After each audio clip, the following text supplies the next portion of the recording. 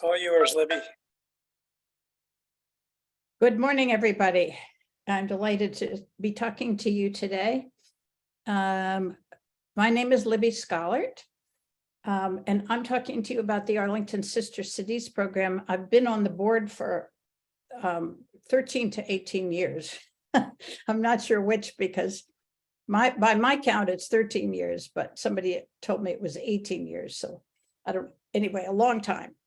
So I'm going to tell you about two committees and two committees that were, so I am talking today about the French committee, which is the city of Reims. And I'm president of that committee. Sophia Tailor was supposed to be able to come, but there an emergency involving a colleague kept her in the hospital all night. So she's unable to come, unfortunately, but she's given me a little bit of information about the Ivano-Frankivsk committee. And there is also a video on that. So you'll be seeing two videos, one about Reims and one about Ivano-Frankivsk. But first, a little bit of an overview of all the sister cities we have and how long we've had them. So in 1991, Arlington County Commission, there was an Arlington County Commission to study the possibility of having sister cities. And I think there was somebody on the commission who had a connection to Aachen. And I think there was a German person there that they knew each other. So they formed by 1993, they had a sister city relationship with Aachen, Germany. And what followed quickly was the student exchange. And they also had started an artist exchange, and they had a bike ride, which was very, very popular. And it's actually still going on, though it's no longer part of Arlington or Aachen's committee. But that's a very popular activity. And in 1995, the city of Culiacan in Mexico was added. And it lasted a few years. I'm not sure when, but it began to be inactive. It was, and now the status of it is dormant, and there were several, or emeritus, we call it. There were several efforts made to find out what was going on and whether they were still interested, and they were unsuccessful. So they are, for now, and for, I think it's 5 years, they're put on emeritus status. And if we don't hear from them that they're still interested, we'll probably drop them as a sister city. The story of Reims and how it became a sister city is a longer story. It officially became a sister city in 2004. But I was already a member of ASCA, but although I was still teaching, but I used to teach at Yorktown High School. I taught French, and I was very interested in having a student exchange so that my students could go to France and practice French, of course, and get to know the country and realize that there was a place where people actually spoke this language that they were studying. So I started in the late 90s, and I went to the French embassy. I actually invited Harry Amos, who was starting to be active in the Sister City Association, to come with me. And I had a contact there, and he looked in some kind of book that he had there and got me the names of all the sister cities, of all the principals of high schools in Reims. I wrote letters to all of them. That was before email, so I had to mail letters to all those principals. And I got one positive answer, and we set up a student exchange with the city of Marc Chagall, with the high school of Marc Chagall, Lycée Marc Chagall in Reims. And that exchange has been very successful all the way through the beginning of the pandemic, when it went on pause. And we're not totally sure what's going to happen now. Right now, we don't know if we're going to have an exchange for next year. But following that, that was in 2001. And following that success, the city of Reims became more interested in Arlington because they'd been a little bit dragging their feet. They have a lot of sister cities, but this pushed them over, and they became an official sister city in 2004. In 2006, we added the city of San Miguel and in El Salvador. And that is right now, most of their activities right now have to do with Salvadoran people that live in Arlington. Because of the situation in El Salvador, for a long time, it was not considered safe to go there, but I guess now it's starting to get better. So I imagine they'll be arranging some trips there. They did have an exchange of soccer players, and they also had some English teachers that went from here in the summer and taught English. So they'll be coming back into activity if they're sure that things are safe in El Salvador. In 2011, Ivano-Frankivsk was added, and I'm going to tell you now what Sophia gave me. She gave me a video, and well, she gave it to, I guess she gave it to Gary, not me, but she it's a short video, which you'll see in a few minutes. And then she sent me some facts about El Salvador, which I'll try to resurrect right here. I mean, facts about Ukraine. About Ivano-Frankivsk in Ukraine. So they were paired together. Arlington and Ivano-Frankivsk were paired together because of their relative sizes, 230,000 each. That's around the size of the city of Reims also. So size has something to do with the choice, but also proximity to capital city and all that sort of thing. They are also quite close to mountains and water and diversity and all that sort of thing. Ivano-Frankivsk was established in 1662 and is named after the renowned poet Ivan Franko, who was a Ukrainian activist, writer, and linguist. Many of his works are about the beauty of Ukrainian land and the strength of the Ukrainian people, which we certainly see these days. Before the war, it began in February 2022, the Ivano-Frankivsk Committee mostly took part in educational, cultural, and business exchanges. Of note are the Ukrainian firefighters who visited Arlington in 2017. During this exchange, the Arlington Firefighter Brigade hosted the Ukrainian firefighters in their house, and the two groups learned best practices from each other. Since February 2022, the committee's work has shifted toward advocating for the Ukrainian people, both in Arlington and Ukraine, and supporting them in different ways, including cultural and social celebrations, awareness events, and donation collections. You've probably seen some of these events. I remember there was one right after the war began at Northside Social that was really well attended, to put it mildly. And I think they were collecting, at that time, they were collecting funds to help the Ukrainian people.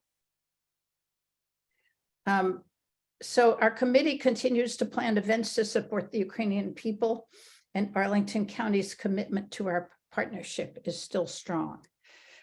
So we all hope that the war is over and we can resume the normal exchanges, student exchanges, adult exchanges, and all the things that the reason we have a sister city is primarily for cultural exchanges. So we hope we'll be able to do that with Ukraine very soon when the war's over. But then there will be also rebuilding. Maybe we'll start sending people there to help with the rebuilding. That poor country. You want to switch to the video, Libby? Yes, I was just going to say, so yeah, we were going to show a video of Reims and a video of Ivano-Frankivsk. So I guess we should do the Reims one first because it's in French. I just received this video last night and I was surprised to see that it was in French. Some of you may understand it. And if you don't understand it, well, you should learn French.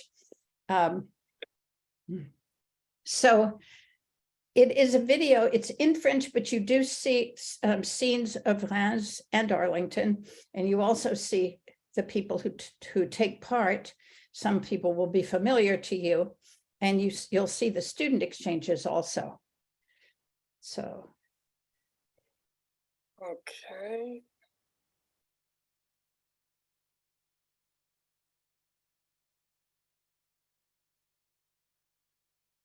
Fait partie des villes jumelées d'Arlington et le comité Reims a pour mission de favoriser les échanges dans les domaines de l'éducation, de la culture et du commerce entre les deux villes à travers une série d'activités. Pourquoi Reims? En grande partie, c'est à cause des liens créés avec les Américains pendant les deux grandes guerres du XXe siècle. Reims a été largement détruit pendant la Première Guerre mondiale. Les États-Unis ont joué un grand rôle dans sa reconstruction. Aussi, en octobre 1921, un soldat américain inconnu a été choisi à Châlons pour être inhumé au tombeau des inconnus au cimetière national d'Arlington. Nos programmes sont variés et comprennent des échanges annuels entre les lycées et les écoles de Reims et d'Arlington, ainsi que des programmes en ligne pour les enseignants et les élèves. L'année dernière, nous avons soutenu la tournée de 3 semaines de la chorale de la cathédrale de Reims et la venue des 48 choristes. ASCA a aussi développé des relations étroites avec Sciences Po Reims et a organisé des stages et l'accueil des étudiants à Arlington. Pour le centenaire de la Première Guerre mondiale, ASCA Reims a programmé une série de conférences sur la commémoration de la Première Guerre mondiale. Les membres d'ASCA et les élus locaux d'Arlington se déplacent régulièrement en France ou accueillent les autorités rémoises pour des événements officiels.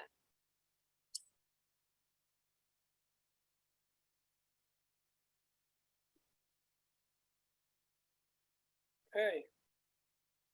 So that gave you a brief idea of Reims and our sister city. And if you haven't been to Reims, on your next trip to France, I would recommend that you go there because it's a beautiful city. It was virtually destroyed in World War I, but through the generosity of, through the hard work of the French people, but also lots of Americans contributed to the cause of rebuilding Reims after World War I. The cathedral was rebuilt. There's an American hospital in Reims, and the center of town needed a lot of rebuilding, and that was also helped by Americans and I'm sure other donors also. There are lots of sites to see, and there are also in northern France many cemeteries that many American cemeteries. I keep finding out about more and more of them. So it's really an interesting area to visit. Our student exchange, we don't know yet whether that will go on, and we would like to get it. We might have to switch schools, but whether we have to switch schools or not, we will keep it going. And the goal is at some point to have adult exchanges also, which would make traveling more interesting and less expensive. Does anybody have any questions now about Reims and the city exchange? Student exchange. Generally, how One thing that is interesting about generally how are sister cities chosen? Yes.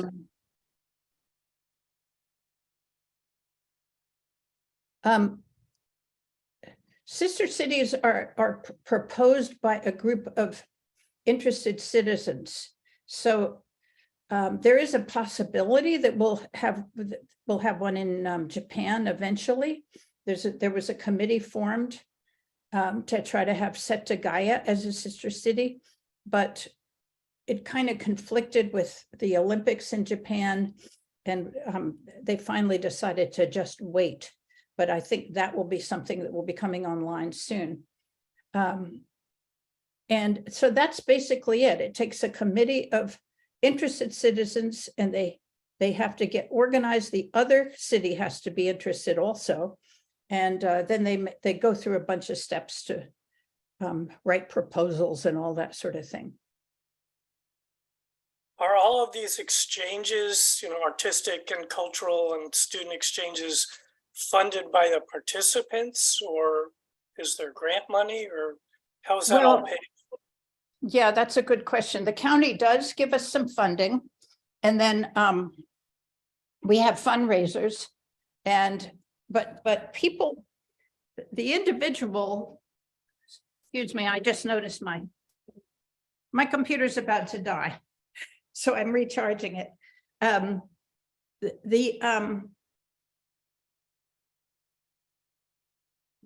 Anybody who goes, for example, any member of the committee who goes, we pay our own way, and we pay all of our own expenses. County board members who go, representing officially Arlington, we pay for them too.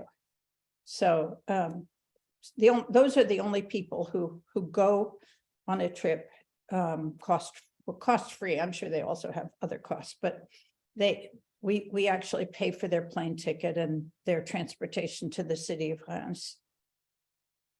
Good question. Was there another question? I think I saw another question. Yeah, there's do you have a website? Yes, the website needs to be corrected. It's got some mistakes, but it's there. And it's just Arlington Sister City Association, like you might think. Okay. And a suggestion here, maybe ANV should propose a sister city relationship with senior citizens in another country, maybe the UK, Scotland, Ireland, or Canada. Great idea. Great idea.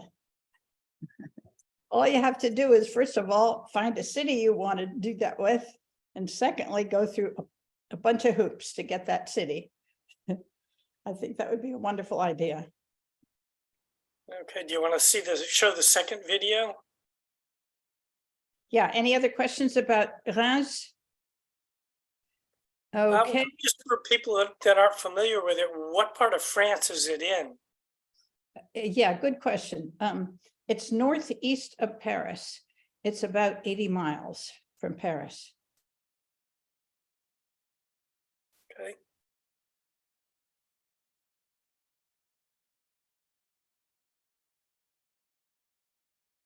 And Steve has just put the website up on the chat, so. Yeah, okay. Great. All right, switch gears and see the other video. Yes.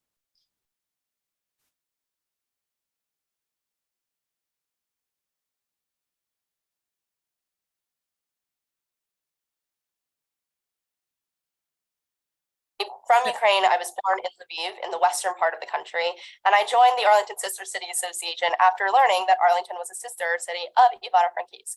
I've been to Ivano-Frankivsk before, I loved it, and I was really excited to get involved with the committee.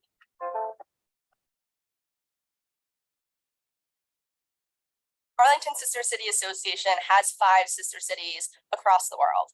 Ivano-Frankivsk joined the Sister City Coalition in 2011 after a local Ukrainian American woman in Arlington made the connection.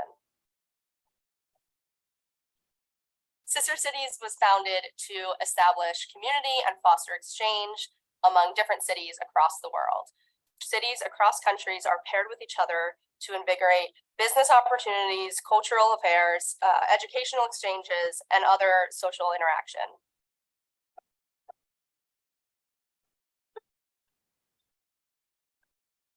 Arlington and Ivano-Frankivsk are paired due to their proximity to large cities, to cultural and educational hubs, and due to their relative size.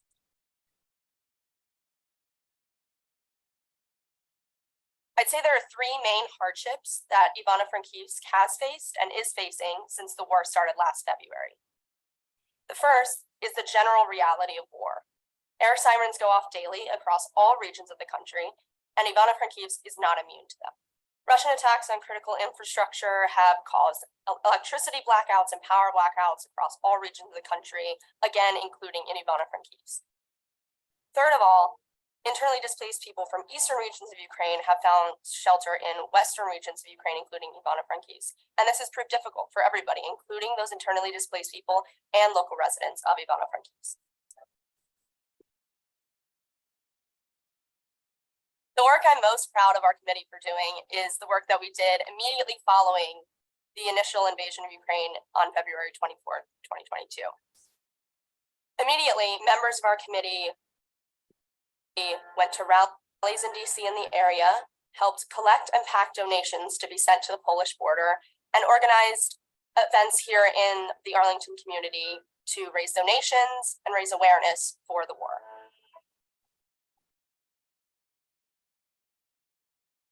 I'm most excited to continue the good work that we have done and are doing with Ivano-Frankivsk and our counterparts there.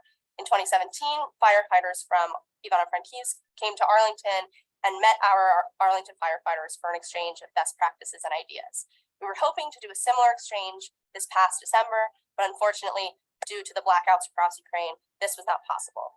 I'm really excited to reignite this exchange, hopefully in the coming year, in order to have a resurgence of these best practices and ideas together.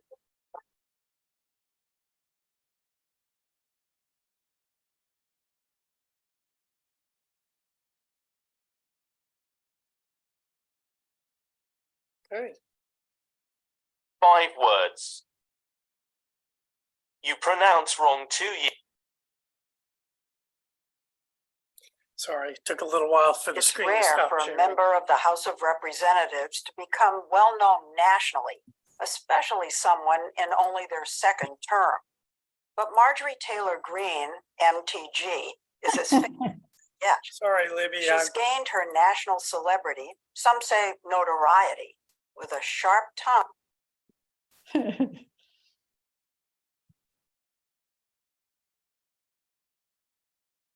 Well, that was interesting, Gary. Yeah, I don't know why. Oh, well. We're back, and hopefully we won't hear from her again.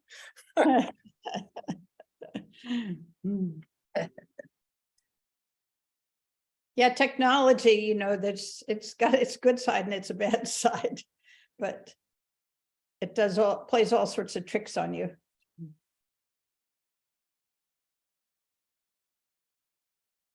So anybody have any questions now? Any further questions on the city of Reims or on Ivano-Frankivsk? I might not be able to answer them all, but I could try. And to ask, are the sorts of activities that go on between sister cities more or less the same, regardless of who the city is, or are there, some things that different cities prefer to do? Well, I think probably yes. El Salvador San Miguel Committee really has a lot of activities here in the Arlington area. They might sell pupusas or have a street fair or something like that, because there's so many El Salvadoran people here that they can do that, and it just kind of brings the community together, which is which is nice. And so they go off in that direction. And obviously that's very different from Ivano-Frankivsk or Aachen or Reims. We do mostly activities by groups going. You saw pictures in the video of the Arlington Cemetery commemoration of the choice of the unknown soldier. I don't know whether anybody caught that because it was in French and it was fast, but we did a commemoration of the choice of the unknown soldier, which happened in Schollaert, which is right near Reims.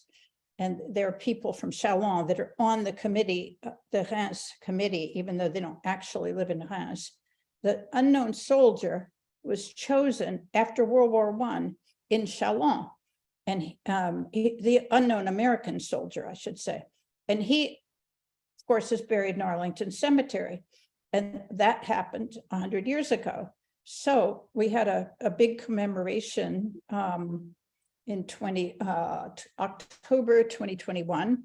And we had French people who came, and we had a few activities around that. And then we've also had activities by Zoom where we're each in our own country. But we started with one in October of last year, 2022 or 20, maybe it was 21, I can't remember, but it was comparing, I think it was 21, because it was comparing dealing with COVID in France compared to, not in France, in Reims compared to Arlington. It was really interesting. I mean, in the beginning, I thought, oh my gosh, who wants to talk about COVID? But it was really interesting. France is a very centralized country. And in a situation like dealing with COVID, that makes a lot of sense. It was they could do things that you couldn't do here in the US. And it was very practical, and they dealt with COVID more efficiently than we did, quite honestly. Just as I guess you could say China did. Not in a good way, though.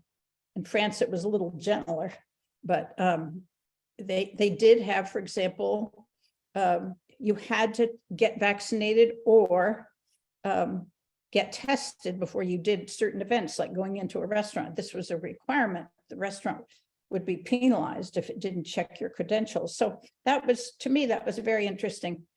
And recently we did a program which involved the cathedral in Washington, and it's not really a comparison, but it was the same subject, the cathedral in Reims. So we had, for our side, for the Washington Cathedral, we had a guide he's a guide at the Washington Cathedral, and he had a lot to say that was fascinating, because I mean, I've been there many times, but he had all sorts of things to tell that I had never thought of, or that I'd never heard.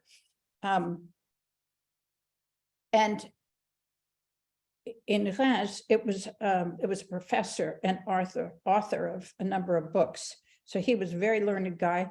He didn't, however, I think he speaks English, but he wasn't comfortable speaking English in that kind of setting. So his talk was in French, and that's a bit of a challenge for us, because there are not all that many people who speak French well, and so we couldn't interpret, but we passed out a transcript of his talk to those people who to any American who registered.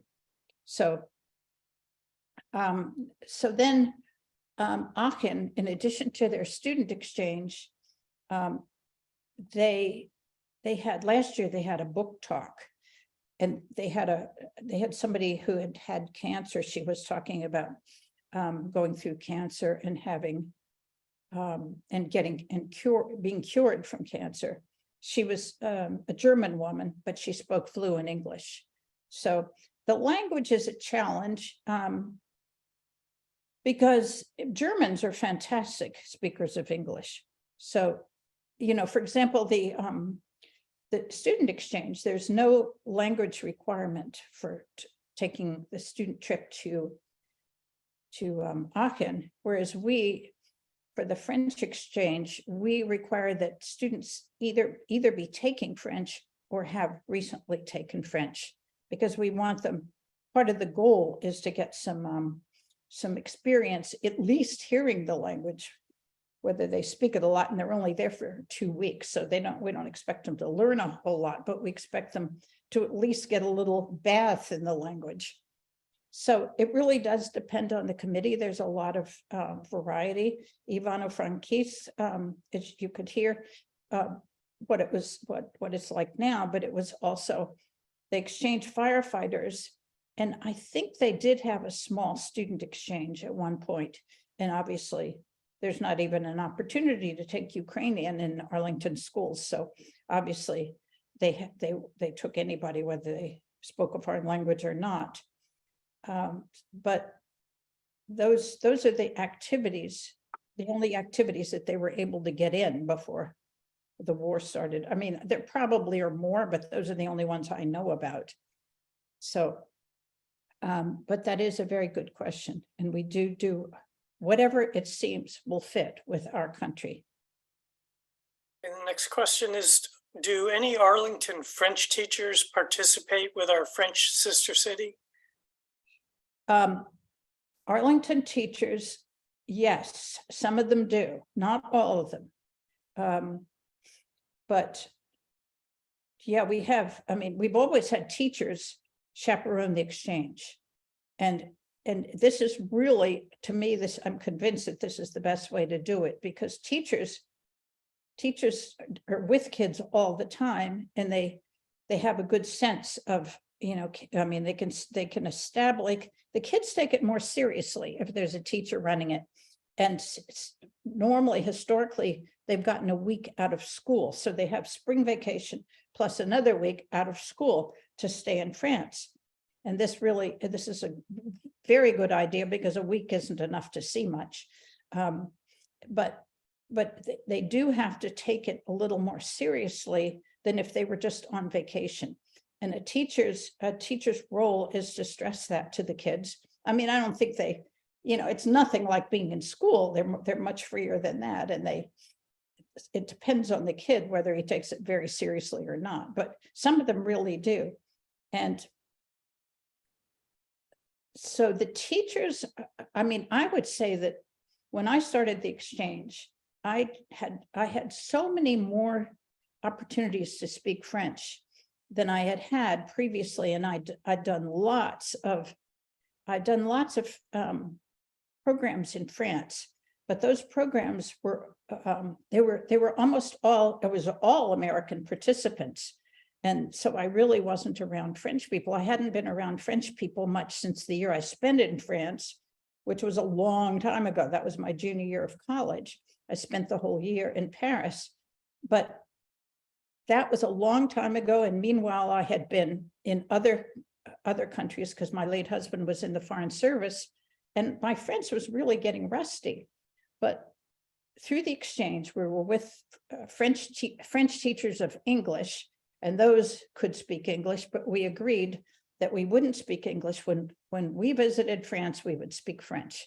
When they visited the US, we would speak English.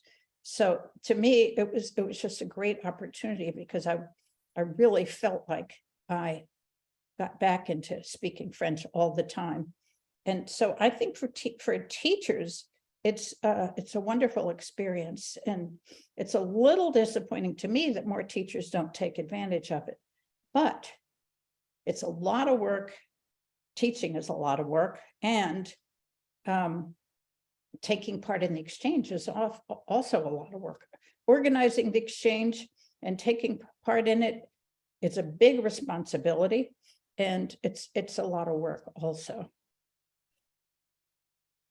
Okay, next question is, you've mentioned a number of different events and activities. Are those generally listed on your website?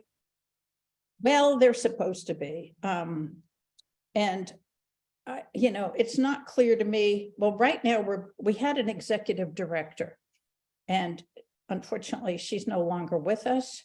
We're looking for another one, but right now I wouldn't be able to promise you that our activities are all on the website. The executive director we had was very good about publicizing events. And so we're going to hire another one soon, hopefully. All of the people who run ASCA are either working full-time or retired. And this is a little bit of a problem because the people who are working full-time, they don't have a lot of time to spend on a volunteer organization. And the people who are retired, well, they like to travel too. And some of them, I mean, that's what brings them to ASCA was the fact that they're interested in traveling and international things. So some of those people, I mean, I'm amazed at how much I travel. I like to travel, but some of them seem like they're always on the road. So it's hard to get a core of people who are really committed and have the time. Some of them are really committed but don't have the time. And some of them do amazing things because they manage to make time, but it's always a difficulty to get enough committed people who really can follow through and do things. So anyway, that's one of the reasons. Not everybody knows how to do a web page, for example. So now she's not, our executive director is no longer there. There are only one or two people who know how to, you know, even change a web page. And so the web page is there. And I just had an email this morning from one of she's the secretary of ASCA, and she said she can change the web page and she's going to make some of the corrections that I noticed in terms of the history of the different committees. There's a comment here, there is or has been a beautiful wrought iron sculpture by a Ukrainian artisan in the Arlington Central Library. Did the Sister City Committee sponsor that or have any interaction with that? Not that I know of. I don't think so. And I think if we had anything to do with it, we would certainly be letting people know that. And I don't know. I'm not even sure what sculpture you're talking about. Where is it? Yeah, Dave, if you want to put a description of what it is and where it is, I think everybody would like to know that. Yeah. Next. Yeah, right in the central atrium of Central Library. A beautiful, very thin, sinuous, almost like a tree, beautifully done in Central Library. I haven't been over there in the last week or two, so I don't know if it's still there, but it was there for a long time. It may still be there. Oh, that's interesting. Yeah. Well, I don't know. I don't think we had anything to do with it, but that's certainly interesting. And I'll see if Sophia knew about it. She didn't mention it though. Good. Next question is, I think it would be good if the El Salvador Sister City Committee were to publicize its activities more so those outside the Salvadoran community in Arlington could hear more about the activities. For instance, are they planning to resume exchanges with San Miguel? Not yet. I haven't heard of anybody planning to organize an exchange with San Miguel yet. And they may start with, I would guess they would start with adults and see how that goes. But that is a good question. And I'll certainly ask the people on that committee if they're going to do that. And, you know, I agree that not everything is well publicized. And that is too bad because, I mean, I've met so many people who don't even know that Arlington Sister City Association exists. And so, you know, I do think we need to do a better job of publicity. And, you know, people are only going to look at your webpage if they know you exist. So you gotta, we gotta figure out how to do a better job. I think it's usually in recent times, events have usually been in some local newspaper. But not everybody reads local newspapers and not everybody reads the same local newspaper. So it is something to work on and how you can, Mhm. I mean, I guess. Libby, I wanted to circle back to the earlier question about French teachers. You talked about it in the context of exchanges, but I'm wondering, you know, in the age of Zoom, have there ever been joint lessons or presentations between classes here and in France? Well, that's a good idea. Yeah, it sounds like a good idea. Not that I know of. There's been talk about it. And there is one teacher who was doing lessons, but she was a French teacher or an English teacher who was not from Reims, but from a city further north in France. I think it is a good idea. It's a little more complicated than you might imagine because you've got such a variety of schedules, and then you've got to get, you know, French kids who can take advantage of being in contact with American kids, and American kids whose level of French is good enough that they can take advantage of being with French kids. So, you know, for example, if I were teaching an AP class, which is what I taught at Yorktown, those students could probably handle French.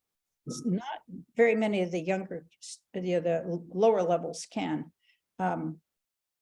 They could handle French, but there was like this one period when I had them, and if there wasn't a corresponding class of English speakers in the French school, well, we wouldn't match up very well. So it's a good idea if it would work. Yeah, And you've also got the time differences to deal with. The time differences, yes, that's a biggie. And there was one committee that actually pulled that off. That was the Setagaya committee.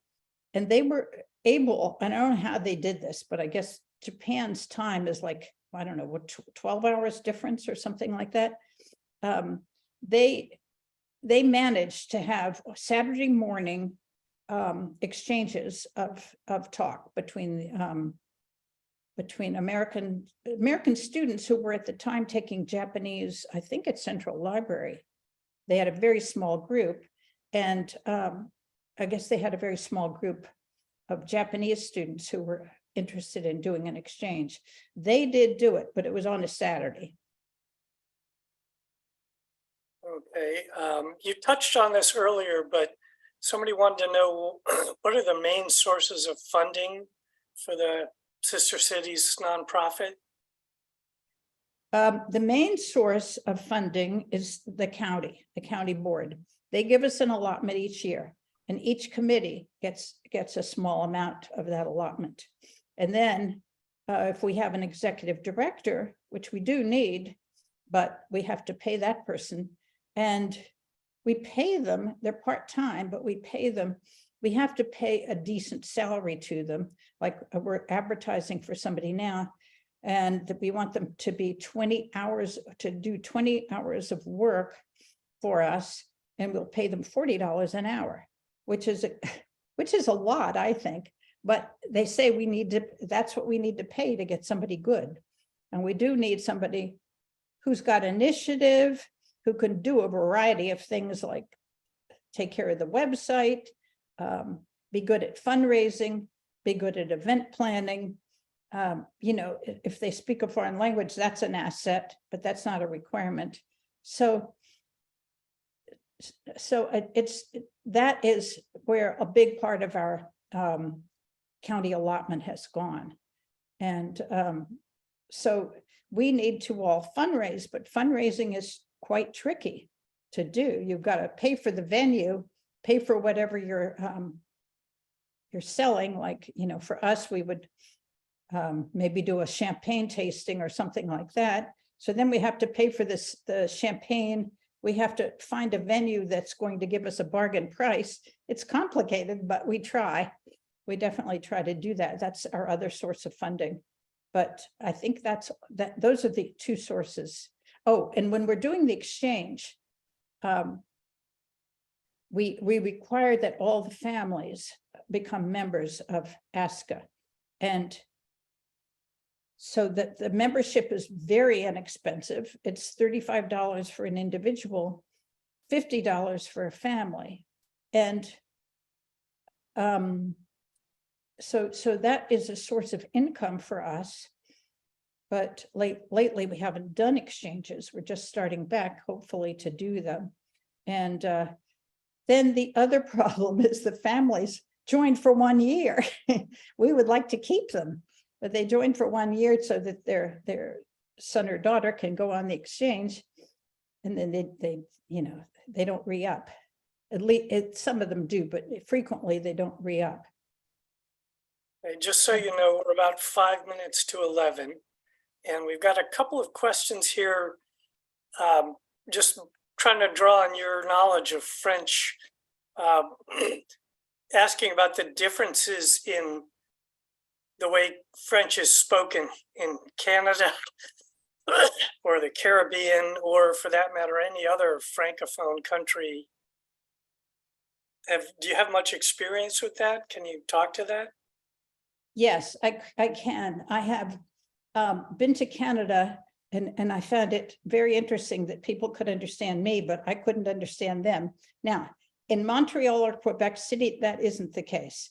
But in the country where we were, in French-speaking, and I guess we were in Quebec, we went to try to, get sort of an Airbnb, but that was before there were Airbnbs, and so you just went to the local tourist office, and it was like the strangest thing. I could not understand them, but they understood me, and it was just they couldn't understand why I didn't understand them. It was just but I would say that that's the only time that's happened. I've been to the Caribbean, and they speak, I'm sure they don't speak classical French exactly, but it's perfectly comprehensible.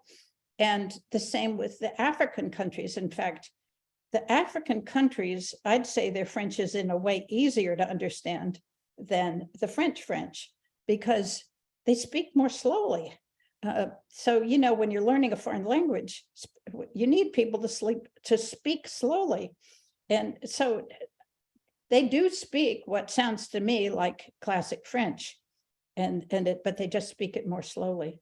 And, obviously there are differences in vocabulary, just like between English and American. Do you have an online newsletter or some kind of literature that can keep people posted on what's going on? We did have a newsletter, and that's another thing that the executive director did. She wrote the newsletter, and we still have one, but it doesn't come out very often. And so, yeah, you could, I don't know how you could get one, but if you're interested and you really want a newsletter, let me know and I'll find out how to get it. That's probably a good place for us to get ready to thank you, Libby.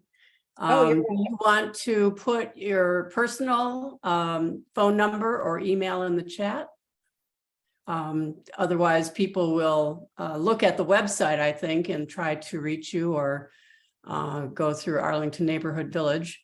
Gary, we are wrapping up our recording, and it will be on YouTube also for people to check it out. But this has been really fascinating, and I'm very proud of Arlington Sister Cities program. We're very glad that we are part of a larger community around the world with these important sister cities in different countries with different cultures, different languages, and it's a broadening experience for everybody.